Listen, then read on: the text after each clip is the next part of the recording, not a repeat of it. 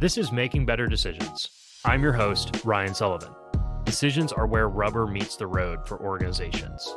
Each week, we'll be learning from people who are on the front lines of turning raw data into better outcomes for their organizations. This show is sponsored by Canopy Analytic, helping companies make better decisions using data.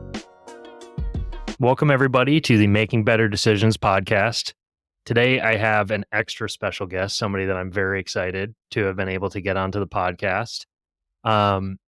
He has specialized in data and BI for the past 8 years, probably actually a little bit longer than that. He's also spent 4+ years as director of data management and BI. Earlier in his career, he spent 10 years in consulting to a variety of federal and commercial clients on lots of different data-oriented projects, including GIS, emergency response, environmental restoration, and more traditional construction projects. Please welcome Director of Data Management and Business Intelligence, Jimmy Holmes. Insert applause, yeah? All right. Thanks for having me. I'm super excited to have you, man. You have a brain that is full of stuff that I want to dig into a little bit more, and I think the listeners will get a lot of value out of. So I'm gonna hop right in and ask, what is one thing you wish more people knew about using data to make better decisions? So I talked to my team about this today too, even just to kind of get some perspective. But I think the answer I'm going to go with, just to kick it off, is garbage in is still garbage out. And we can tug on that and explore it or see where you want to take it from there. Yeah, absolutely. Obviously, I think when someone hears garbage in, garbage out, they're like, oh, okay, yeah, of course. Mhm. But for me, the place where that becomes like a real hurdle for an organization is when you combine the idea of garbage in, garbage out with the realities and the price prioritization and the time prioritization of being in a real organization. Like, tell me a little more about that. Oh man. Yeah. I mean, the only point you would ever dive into with data is to make money or save money, right? I mean, it's to create value, and people spend a lot of money in that pursuit, right? But sometimes the underpinnings are not what everybody thought they were. I think it's pretty common that various senior leaders in organizations maybe kind of get wrapped up in buzzwords, and next thing you know, they want to apply those buzzwords, but the underpinnings are still fragile. See that a lot. Saw it countless times in my career. Countless. Yeah. So I'll leave it at that for now. Yeah, Yeah. absolutely. I mean, I think one of the things that I've seen across my consulting career is that there's at least a surface level idea that data can help, right? Mhm. Whether you're in a for-profit organization, like you mentioned, and the organization goal is making more revenue, saving on costs, right? It's around profit. If it's like a nonprofit, right? Okay, well, how do we find and better serve whatever our purpose is? I think that folks have this idea that it can help, but there's a lot of nitty gritty that's involved. I think, you see a lot of tools and people out there who are kind of like, oh yeah, analytics as a managed service, or, like a lot of these just kind of, and unless there's a meaningful understanding of not just the industry, but the organization. And there's also a pretty thorough amount of effort to make sure that the data is clean and accurate, and then is also structured for analysis. It's really hard to deliver on that promise. And I've seen a lot of people who have been kind of sold the world. And then they're like, wait a minute, I still have to do a lot of this work. So Mhm. you're someone who's been kind of in the trenches doing that for a long time. What are some lessons as far as, things that are worth investing your time in and cleaning up, and things that aren't?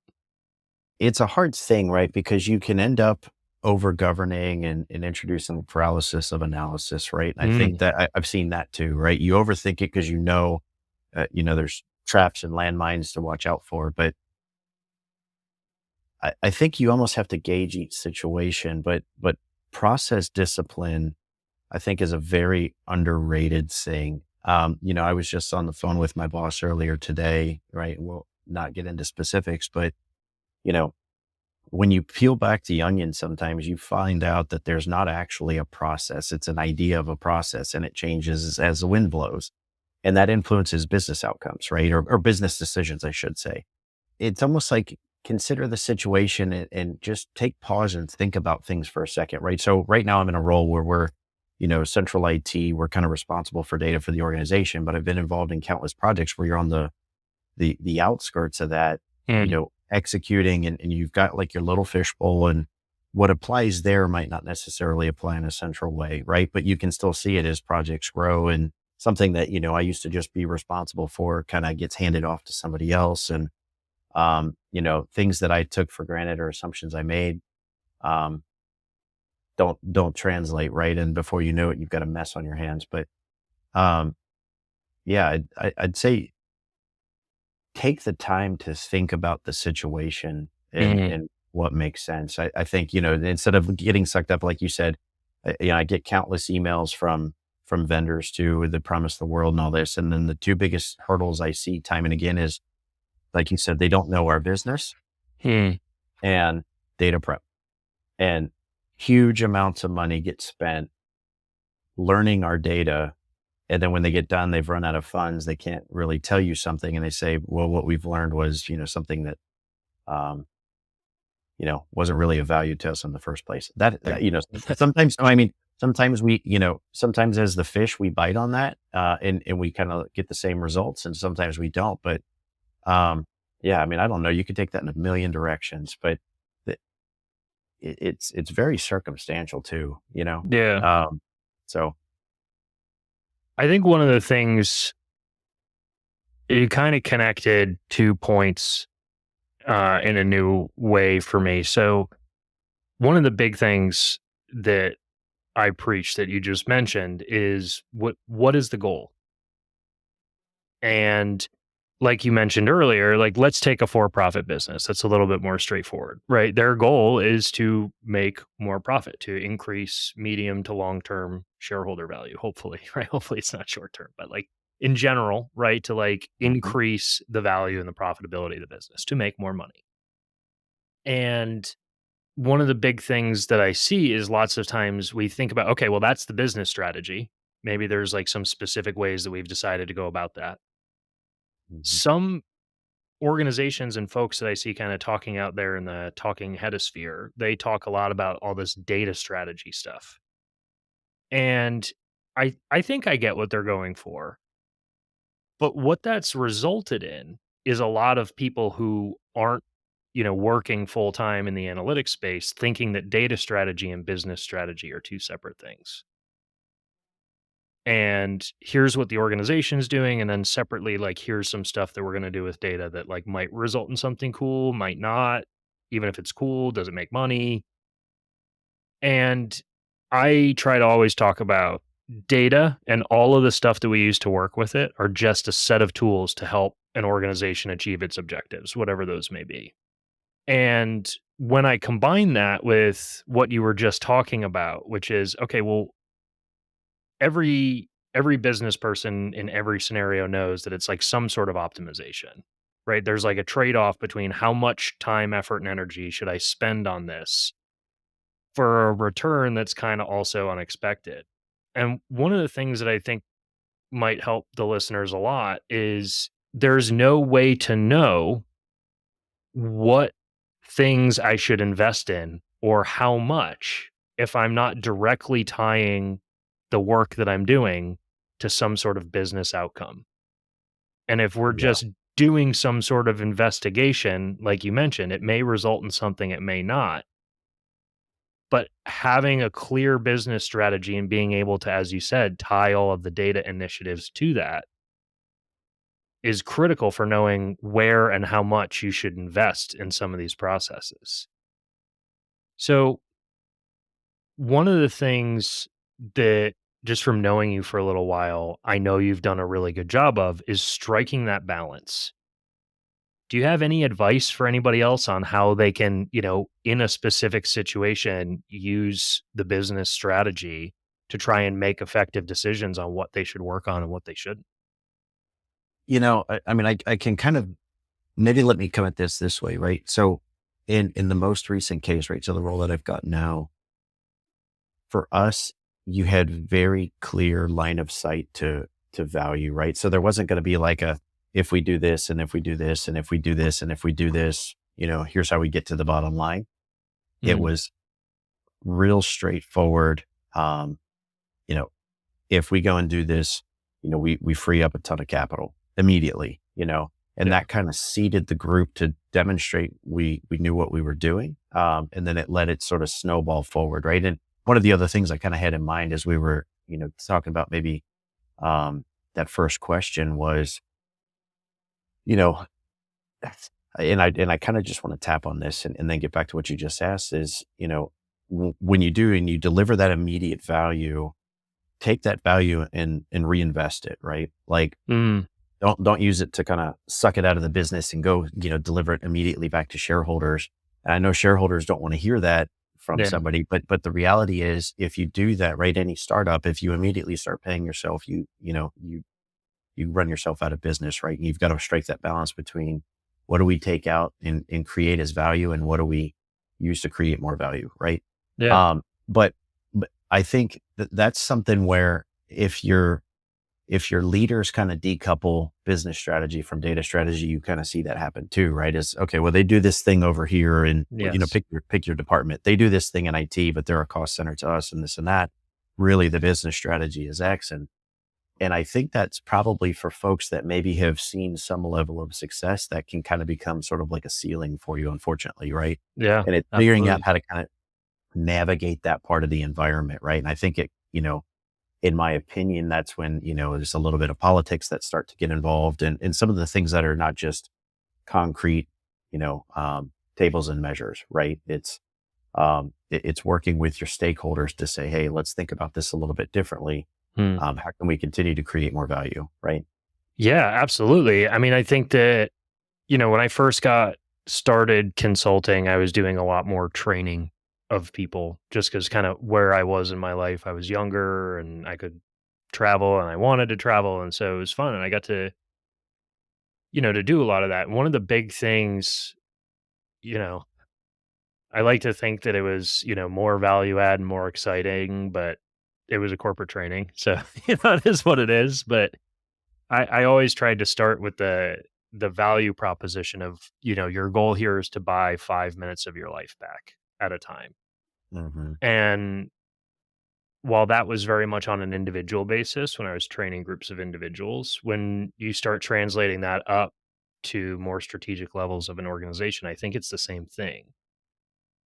It's this idea of, hey, this good decision put you 5 steps out in front of where you are.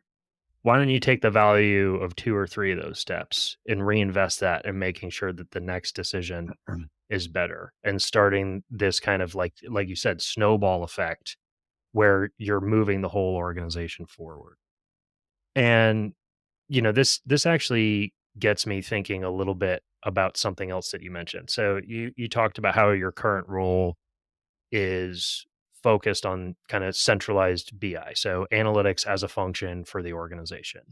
When a lot of these modern data tools came out, they were mostly being used in the beginning by non-IT folks, right? The IT folks had their big enterprise tools for analytics and BI. They tended to be big and expensive and slow. And so there were all these, cost initiatives and yada, yada, yada, all this stuff. And so it was in the very beginning, it was just kind of us and shadow IT, like getting some sort of database access and building something in Power Pivot or, in Power BI once it had come out and, some of the other tools that are out there. And I think because of where the modern data tool revolution started, there was like a big push towards self-service. Hmm. And over the last like 5 to 10 years, that has, I would say, on average, bit most companies. And what we're realizing is that there needs to be some sort of blend of hey, for the big, really important reports, we can't have 6 different revenue numbers. Like, these need to come from a centralized place. One of the other things that I just know about you is that you've been instrumental in also helping to enable a lot of your users to do more of the digging in themselves, and you've focused a lot on building data culture, which I externally assess you at being very successful at. How have you balanced, and, what are some of the pitfalls other people can look out for in this kind of balance between how much do you centralize, how much do you give and empower to others with self-service in kind of a more mature landscape? I think you do want to strike that balance for sure. And I think and we did a motion a few years back to try to, go from, we were actually the result of a merge at the time, right? And try not to get into too many specifics, right? But when one company is doing centralized and the other one's completely decentralized, that's an interesting thing because now it's not Yeah. a pendulum swing; it's two pendulums coming at one another, right? And then Yeah. almost like that little kind of tick tock thing. Yeah. What ends up being the result of that? We tried to strike what we thought was the balance a few years ago. I think you know companies in general would benefit. I think from an investment in some basic, I would almost call it like guru level training or whatever, but some of Mm, that exposure finding, kind of you and I talked about this years ago when you were teaching classes and stuff where, finding those folks who you can teach them a concept, it plants a seed and then they turn it into a flower, right? Finding those and getting them seeded throughout the organization, I think is very, very, very important. Because yeah, it's almost like thinking analytically is almost a position and not a role. And I think in the average person's mind across a company, and some people maybe implicitly do it. You get your folks over in finance or your folks over in supply chain, HR, whatever it is. They might wear that role and not realize it. But then if they were to realize the role, all of a sudden you might see, data stewardship kind of go up a little bit, but it's yeah. just that something to kind of move in that direction as opposed to that's IT takes care of it. Right. Um, but again, I think it is circumstantial for everybody. So I mean, I think it's good for your audience to know that there isn't going to be a one shoe, fits everybody sort of an approach here. But we were looking and, there's some cultures where you're full of your Excel gurus who might, lend themselves to some of the Microsoft products pretty quickly or even picking up some of their competitors. But there's other companies where you don't have that. You might have Mm, some generational talent that's still kind of almost even computer averse, right? I mean, I think that's slowly kind of going away, but I mean, there's a full spectrum, right? And, I think of other people I know, friends and family and in the environments they find themselves in. And it's like, people don't realize that we all do work with data. And again, it's not a title. It's another hat we all kind of need to wear, just no different really. I'm supposed to be accountable and adherent to, purchasing policies and various other policies. Well, there's policies there too. And what do I need to do to kind of help the mm. organization out? Right.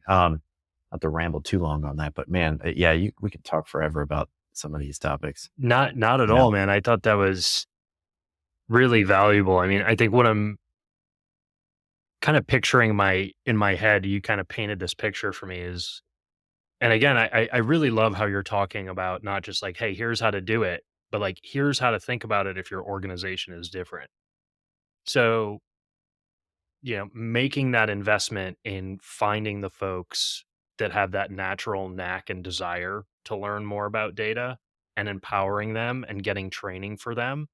And then Hmm. the folks whose job responsibilities and skills don't match up with doing data work on their own, having that be centralized so that you kind of have this mentality of everybody has what they need.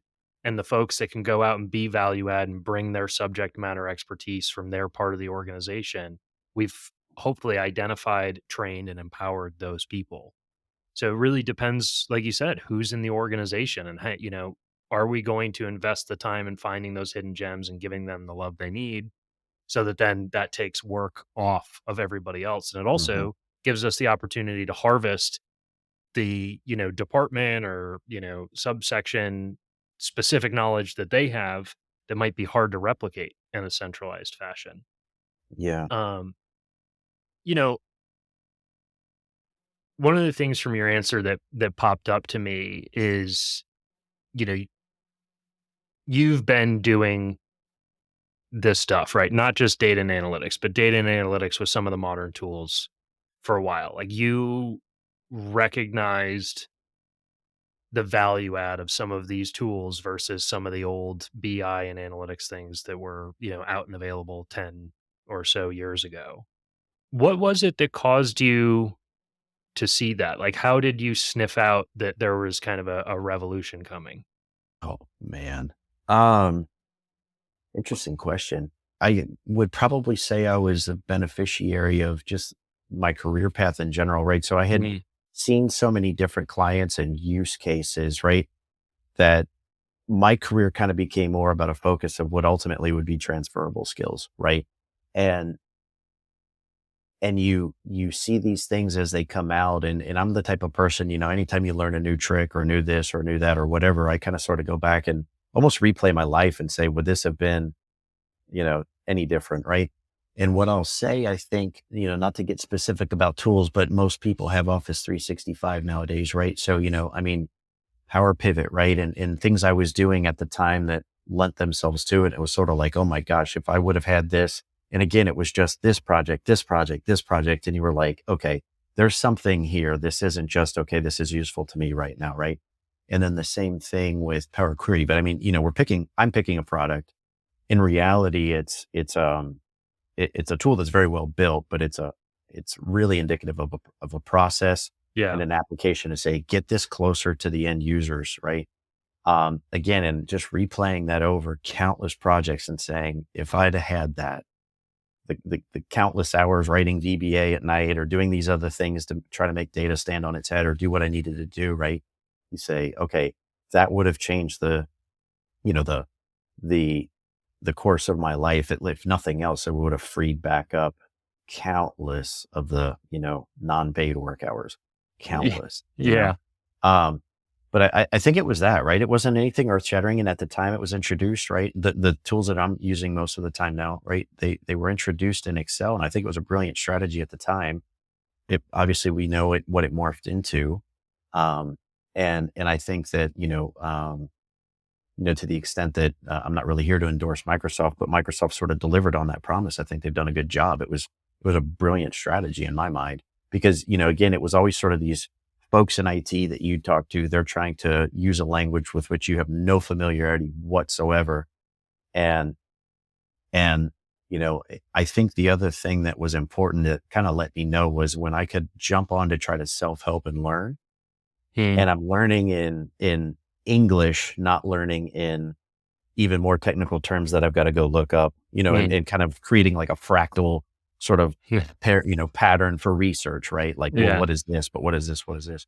Um, yeah, I mean, I think it was that just going back and replaying it and saying, okay, this is my aha moment, right? Like I could have used this countless times and been Mm. of more value to myself, more value to my company. And again, I was a consultant before, more valuable to the customer. Yeah. um, Man, yeah, you look back and things where, okay, we used to get information updates once a week, could have been daily. And Yeah. man, the better decisions that might have been made and all that stuff. But anyway, not to not to ramble on there, but yeah, it was one of those kind of things. I was playing back my life with through the lens of, something new that you'd been exposed to, right? And obviously your course when you taught it, obviously, Yeah.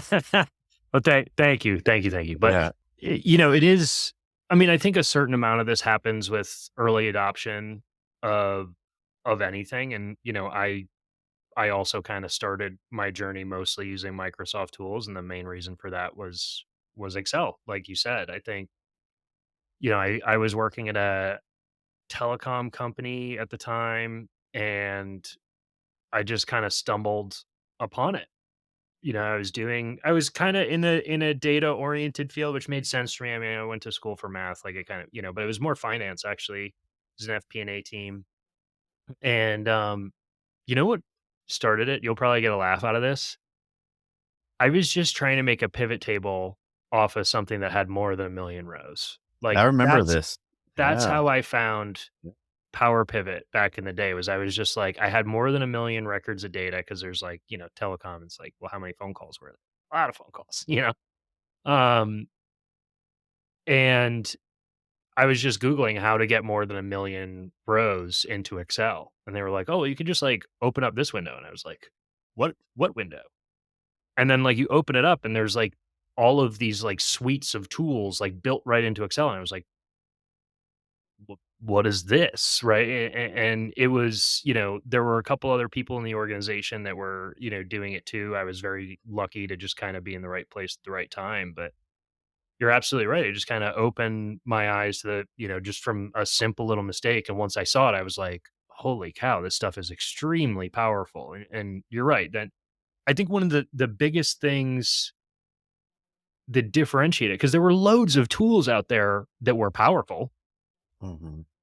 The differentiator was that this one had a very natural kinda grow up story within it. So I could come in and be like a mediocre Excel user, and then the stuff that I was learning used mostly the same functions. There were definitely some new concepts for sure, but it provided me a series of baby steps as opposed to just like rock climbing up a cliff and then, hey, you're here now. Speaking of large quantities of data, your industry has just swaths. And one of the things that has been very cool from, talking to you and knowing you for a little while is this. I think in no small credit to you, but, your organization at large has definitely adopted, that data culture we talked about. And so you have, with the IoT revolution, just like massive quantities of records, right? When I think a lot about it, like as soon as we start involving lots of sensors, and these sensors can sometimes be flashing multiple times a second, right? It gives you the ability to have a lot of information, but it's a double-edged sword because now you got a lot of information. So as the data culture has grown and the amount of data have grown, what are some of the growing pains there as far as getting more people turned on with it? Like how do all of that stuff? Man. So I'll answer that two ways, right? So we'll get back to the IoT thing, but I think the other side of the sword to comment about, like you said, sort of that low barrier to entry, and you're not climbing a rock wall, but you're growing with the product. The other side of that is it is a low barrier to entry. So people can come in and they can really kind of make a mess. And that's something that, every company that, goes to try to decentralize in some way, shape, or form will have to figure out how to mitigate for that, right? Yeah. On on the IoT side of things, yeah, it's its own challenge. We're gathering again, we have to limit what we do, right? I mean, there's just what's feasible and what do we believe has value and things like that, right? But we're collecting on the order of 7-10 billion records per month to try to make sense of. And the tools you have to use for storage are different than the tools you would use if you're just dealing with, homegrown applications and, Hmm. things like that. Um, but man, the growing pains. Yeah, the data sets are massive and they do fit. But what you start to find, we've definitely gone through this bit, and you provide that. We've democratized data. That was another fun buzzword for a few years. And you put that in the hands of other folks, but then there is still a set of, I'll say, best practices in Mm. working with stuff, right? And your average citizen data analyst who doesn't go nerd out, probably like guys like Ryan and Jimmy, right? Learn new tricks, say, hey, there's got to be a better way, challenge themselves to save those 5 minutes, but they just kind of brute force their way. I mean, you hear it all, my computer's not big enough. It's not strong enough. I need my own cloud resources, this, that, whatever. And in a lot of cases, what you really need is just to look over your own work and say, can I build a better mousetrap?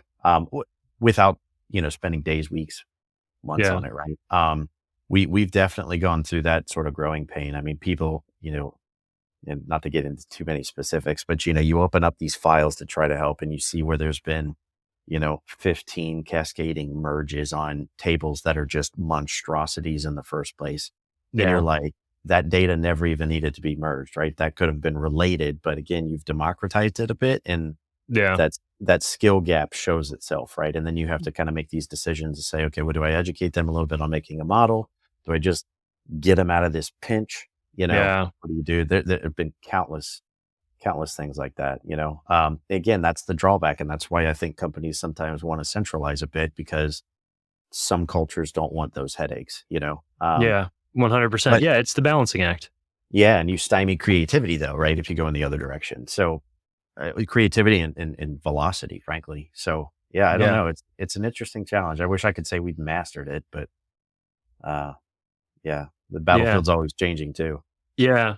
I mean, one thing on that front, right? Like, as the data culture has grown, as the amount of data has grown, whether you're out there doing training or you're doing things for folks in a centralized environment, right? You need resources. And one of the things that I assess you to be is like an excellent team builder. And for anybody that's out there listening that is saying, "Hey, like I want to make better decisions using data. I know that, we're going to have to start with some sort of like guru if I don't already have that. Maybe, the listener is that person themselves." What are some of the lessons that you learned from being, a data and analytics team builder? How can someone else build a good data team? I think the most obvious answers don't just focus on skill that people walk into the door with, especially, right? I think team chemistry is extremely underrated, extremely, and that you can have people that can put that bullet point on the resume that they're a team player, but we all have our personalities and this and that, and the best data junkie in the world who never wants to interact with another human being is probably not going to be highly effective on a team, right? I mean, Mm. that presents a challenge, right? So I don't know. I looked for characteristics. It's sort of, one of those books I probably read years ago, find the right people to get on the bus and then go drive it. But from like a personality standpoint and aptitude standpoint, get to know the human and not just the skill, right? Again, I could talk for hours about that, right? We've got a limited podcast, but I mean, I Yeah. try to do that. I try to make every time I interview folks, I try to make it a blend of Q&A about what they've said about themselves, a little bit of, demonstrative of competencies, however we kind of get to that. But then I want to get to know you as a person, right? And it's not just ask the hobbies to check the box. It's, ask the hobbies to get to know them. And I mean, fit is so important. It's so important. Yeah. You look, the best teams in the NFL don't have nothing but quarterbacks, right? Like you have to assemble those roles and all that sort of thing, and you've got to think about that. It's not just skills. I mean, I don't know that I'm as qualified as you to say, but I think, it rings true to me in my experience. I have, you know, obviously you have to like screen out people that don't have the technical aptitude. That's just kind of table stakes. But once you have people that you can assess have those, technical capabilities, or at least they have the technical chops to learn the capabilities, because those are kind of equivalent just given time. Hmm. There's this whole other slew of things that when they get overlooked, many times those are the situations that I'm brought in to clean up. Some of the things that I've found in that area are, number one, the like data thinking, that, just like the person that has that data mindset is actually, these people are hidden everywhere. I have met people who come from every part of the business. You can be like a data and numbers nerd like me, and I've gone to college for math, and it was kind of an obvious next step for me. But most of the people that I've met, it wasn't that. They were some of the best that I've met were kind of like business people first, and they worked somewhere within the business, and they were just relentlessly focused on making the business better. And, I think cultural fit is a slightly separate point from this, but like excitement and enthusiasm for learning and not just like, oh, I know how to write in 15 languages, right? But like l- impact based learning Mhm. is just, I will take an ounce of that over like a pound of, super technical aptitude because that person will Yeah. go out and learn anything they need to. Yeah, absolutely. And I mean, not to I'll tell this for, maybe to kind of be a bit more relatable to the audience, but, I think of when I really kind of had a point of inflection in my own career, right? We were authorized to work 7/12s, okay, which is pretty demanding. All right. So that's 7 days a week, 12 hours a day for people who never heard of that. I was putting in about 90 to 100. I was youthful and endless energy at the time. So it wasn't as big of Yeah. a deal, but You're there still was a young, lot of Jimmy. yeah. So, you sort of clash swords on the project, 7 to 7 were the hours. 7 to 7, you went after it. But then after that, you had all these other ancillary functions you had to do. And they were all around, analyzing, making, basically prepping for the next day. And, I'll never forget the gang would come in. But it was like a field type project, and the gang would come in and drop off we were using papers at the time, right? We weren't even digital. Love it. So, and I was cheap, key in grunt, and then also the person that had to make sense of it and all that sort of stuff. And they drop off at 7, they'd go get dinner, and I'd be done at 10 o'clock. Right. Mm. And you've missed, again, you're not at home, you're not cooking, you're in a hotel. And, you're like, the necessity sort of drove it for me, but Yeah. it was, I want to eat dinner, you know? So I'm going to stay. Right. But I mean, that was reality of it. Right. And it was, Yeah. I'd stay till 10:30 and try to save myself 5 minutes. And then tomorrow I'm going to take that 5 minutes and research something for a little bit more. And again, it's sort of snowball it. And at the time I was just trying to eat dinner, like literally, but then it turns into, if you're, again, I blessed, cursed with a voracious appetite for learning. Mm. Um, but again, that not only made that project more sustainable for me, but I mean, it altered the trajectory of my career, so not only for the current leaders of today, but for people who may not be leading it, but, how do I get to that next step? It's like, be devoted to learning and applying, those two things I think go hand in hand. And, the chips tend to sort themselves if you let that happen.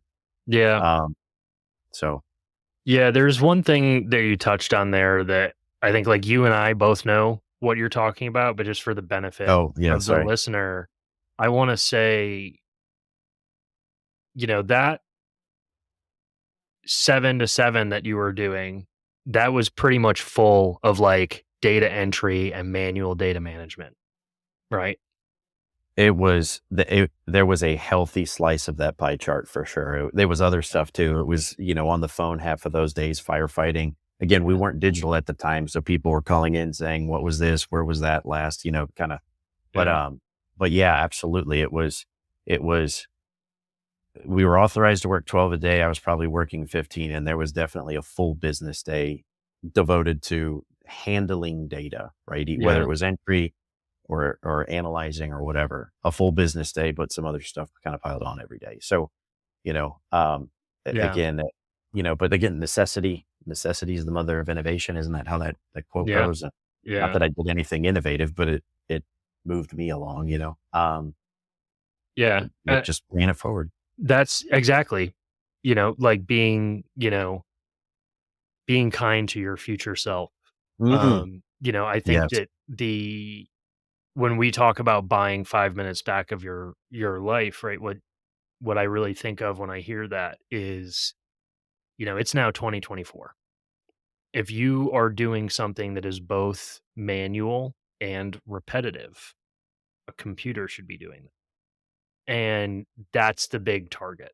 If I can take some time, even though, oh gosh, it might like push me over or whatever, like if I take that time and I automate some portion of that, that's the value, right? It's not working 5 days today. So I get 5 minutes today. So I get 5 minutes tomorrow.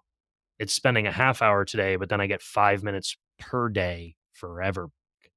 and that, like it's that manual repetitive stuff that I just want to kill with a vengeance. Yeah, absolutely. And there's so much of that, right? Just to touch on that for 10 seconds, Yeah, of right? course. Of There's course. so much value that I see that's still absolutely locked up in companies, and no amount of central IT is going to get around that, in my opinion, where just the automation, forget business intelligence and analytics, but just automation tools that everybody has that the average person doesn't realize it. I gave a course earlier this week to a couple of folks. They're in a pinch. They're thinking about hiring. I'm sure that other people are going to be able to relate to this. They're going to hire if they can't solve it. And, opened up, again, not to tout a product, but opened up Excel and said, hey, here's a button here. Have you ever clicked on this before? No, what's it do? And then, ran them through a couple of scenarios that I thought would kind of just give them that aha moment. And sure enough, and this is what I love. I used to tutor for a while too. And I always loved finding that student that had you could see the light bulb and Yep. you knew that what they just got exposed to was going to kind of move their life in a different direction. And had one of those earlier. I just got goosebumps. Uh, had that happen earlier this week though, where you say, this is worth a YouTube video or two. And it Yeah. will change, is it going to lead to BI for the company? Maybe not, but maybe now you can get your kids to soccer practice every day instead of slaving away at your desk, right? Or whatever it means to any one person. So Yeah. man, yeah. I mean, huge value locked up that is just sitting right there. Yeah. Yeah. I have to agree with that as a feels crazy to say this, but like longtime trainer and consultant now. The biggest payoff for me is like, sure, like there are loads of projects, right? Like that have, been, 10 plus $1 million in impact. I sure, great. Lots of value created. Hooray. A career well spent financially for folks. But the thing that like gets me the most jacked is when you see the pain leave someone's eyes. When like because I know because I did it when I was at that phone company. I was just like manually clickety clacking away on the keyboard. And then when you see them realize, oh my gosh, there's a better way. It's it's Yeah. there's no better hit out there. Yeah. Um, Yeah. if I can pivot just slightly, like you happen to be the owner of a use case that I think is fairly unique out of the people that, I've talked to so far on the podcast. And that is, just because of some of the business realities of your company and industry, there are times where you have to provide decision-making capabilities to people that are in remote locations. And that presents all sorts of interesting challenges. And I was wondering if you could talk just a little bit about that, so that if there's anybody else that has that specific problem, they might be able to pick something. I'll go with whatever starts in mind and we'll see where my brain leads me. Like you said, chock full of crazy ideas. I think I got forced to really think about this, and it was years ago now, but it was with this particular company, right? So for I guess the audience, right? It's like you said, it's remote location. So you start to get into these situations where the internet that we kind of know and love, either at our office or at our home, whatever it is not to be found in the same form or fashion. So working around that and its impact, not only on what you do, but how you advise, right? And I remember, you know, years ago when we started our journey with business intelligence at the current organization, it was a big deal to go from once a month reports to every day. And as Mm. soon as we did that, the business was like, can I get them multiple times a day? And you're like, whoa, hold on a minute. Um, but the point of convergence for the average person though is real time, right? That's whatever that means to different folks, but real time. And we work in an environment where that's not always the case. And you can actually ill advise the business with real time analytics, because you actually don't have sufficient information to make the best decision. You're waiting again, we're in the IoT space, right? So if I've got IoT data buffering somewhere and I say, hey, looks like whatever, and we send somebody on a plane to go look at this, or we do whatever, we've just ill advised the business, right? So, that's a big one for us. But that the buzzwords of real time and some of the other buzzwords, they don't always make the most sense, Mhm. and you do need to think about that. Could I ill advise someone trying to meet what they believe is their need, but it's almost like sometimes you need to, we talked about the hat of, kind of being a data steward or whatever, but sort of that hat of, I'm not just an IT person. I kind of need to put on my advisor hat and say, trust me here.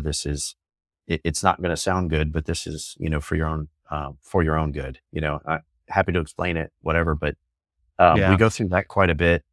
Um, and again, it's interesting too, because when you get into these remote locations, a lot of stuff's popping up and it's very cloud oriented. And that lends itself to, you're in your role today, you probably have a better sense of the number, but I would say a significant portion of businesses or percentage, right? Cloud-based doesn't always work though, right? You have these remote instances where you almost, whether it's edge computing or this or that is sort of the reality you have to think about. And, I'm not going to go too far down that path because again, we've got our business constraints and, what we have and haven't invested in, um, but that's something to be mindful of because more and Mm. more is going towards the cloud and that works for a lot of us, but it doesn't work for all of us, right? Or all of our use cases. Yeah, I mean, Yeah. the second one is, like, obvious wisdom, even though, like, some people are like, "Not cloud," like, yeah, absolutely, right? Like, it depends on the use case and picking, the best tool, right? Like, driving nails with the side of a screwdriver is not a good idea. Um, the other one, and you're right, like, I totally wasn't, expecting to get into it, but I love is that idea of, you know, realize again, like, this harkens back to, like, being an advisor means understanding the business. It means that data and those tools are just, things to help us achieve our business goals, right? Like if somebody, I think there's a lot of, again, with the transition back towards, centralized BI and as data and analytics and the tools have gotten more mature and people are trying, kind of finding places within the organizations to execute those functions. I definitely encounter, a lot of thinking where it's like, okay, well, this is like you mentioned, this is a cost center. You guys should, primarily be order takers. We're going to set up a ticketing system and then people at, yada, yada, yada. And like, again, it's a balancing act. I'm not going to be black and white or prescriptive. Like that may work for some organizations and that may be the most effective way. But when I have seen analytics be most impactful, it's when the people that see the data, have that data knack, are empowered to advise. And it is kind of almost this like internal consulting role. It requires a certain degree of business acumen back to like looking for non-technical skills when you're building those teams.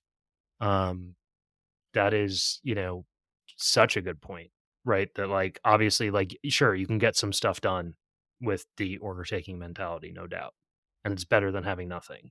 But if you can kind of gradually empower some of those people to be advisors to the business, like you said, you can solve some really, really cool edge cases. Mhm. Um, Now, for an even bigger pivot, I want to, like you said, I mean, I could talk to you about this stuff for hours and hours and hours, but Yeah. I want to give everybody a chance to get to know Jimmy a little bit. So tell me a little bit of your background. What do you like to do outside of work? What is fun for you? No, brilliant. Yeah. Ah, gosh. Yeah. So I don't like you. I have lots of hobbies and I spread myself too thin across all of them. Yeah. Yeah. I mean, I, I don't know. I'd say anymore. Just getting out in nature and hiking has probably been, relatively inexpensive and, all that sort of stuff. But yeah, I mean, grew up, an avid golfer. Still enjoy doing that, but my body's aging and, uh, kind of feel like the Tin Man and Wizard of Oz some mornings you You wake up still and, beat me by 10 or more every time we uh, play. um, but yeah, enjoy golf. But, the thing too, my brain never shuts off. The thing about golf, as an example, I think maybe this will kind of shed some light on who I am. It's like golf is not just a game you play, right? I love it's a game of life, right? And Mm, integrity matters. And, um, I mean, there's so much more to it than just hitting a little white ball. And it's also, but it's a kind of sport too, where for those that consider it a sport, you've got plenty of time to think. And that's also interesting and, all that. But, no, I enjoyed that scuba diving, like we were talking about right before the podcast, but again, that's circumstantial anymore. But yeah, I used to do that quite a bit. And reading, learning, stuff like that. And then time for family and all that. But I don't know, normal stuff, normal Yeah. stuff. I Yeah. love it, man. I Yeah. absolutely love it. So, Jimmy, I can't thank you enough. This was like every single thing that you said I could have talked about for an hour. This was like Yeah. such like a dense amount of knowledge and value. I am so pumped that I was able to make it work with time to get you on. I can't thank you enough. Yeah. Thanks, Ryan. All right. I also want to thank the audience. If you learned something, undoubtedly, please make sure to subscribe to the podcast or give us a rating, hopefully a 5-star rating, and be sure to tell somebody else. Jimmy, thanks again so much for coming on. And this has been another exciting episode of Making Better Decisions. Thank you, sir. That's a wrap for today's episode of Making Better Decisions. For show notes and more, visit makingbetterdecisions.live. A special thank you to our sponsor, Canopy Analytic. Canopy Analytic is a boutique consultancy focused on business intelligence and data engineering. They help companies make better decisions using data. For more information, visit canopyanalytic.com. There's a better way. Let's find it together and make better decisions. Thank you so much for listening. We'll catch you next week. Peace.